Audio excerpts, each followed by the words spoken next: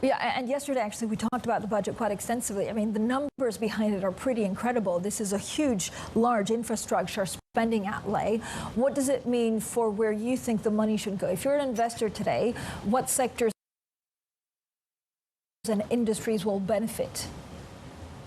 See, this particular budget is largely, I would call it, is very growth focused. It is very progressive, and it is the budget which is basically focused on job creation and consumption led. So this budget has put in a lot of emphasis on the physical infrastructure. Almost 4.5% of the GDP is allocated effectively for the capex, which is going to create a significant infrastructure in the country, and then the jobs. So roads, construction, railways, anything to do with the physical infrastructure related industries are going to get immensely benefited. At the same time, railways, 2.4 trillion is the first time India has seen in last 8-9 years, almost 9 times of the budget of the 10-year back. We have got the budget now, which means a lot to Indian Railways. So those are the two things which are going to create a lot of jobs for long term, and the youth who is going to get employed is the skilled, unskilled, and the semi-skilled in the whole part, which is actually the biggest part of the budget. The second part of the budget is actually the digital part of the budget. So the digital part of the budget also actually is creating a digital infrastructure, which is so important for a forward-looking India, which is going to lead the global growth now. So the 3 AI-based excellence centers, we have the one-stop shop of KYCs, digital lockers, digital data savings, which is going to be helpful.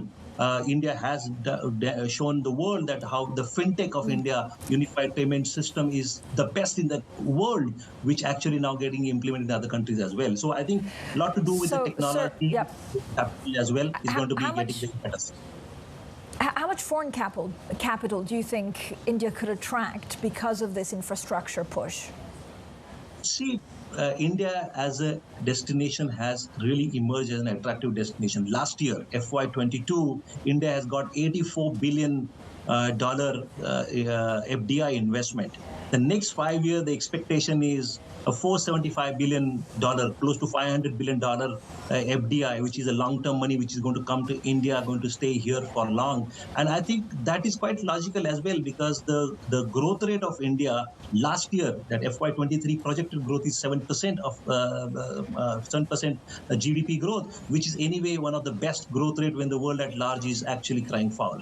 Now, and it's going to be the same story going to be the next decade. So it is a golden decade for India in terms of growth cycle. India has become one of the prominent destination on a standalone basis in emerging market as an investment destination. And it is not a surprise that emerging market basket also India has now got a prominent percentage allocation as well. So very optimistic about.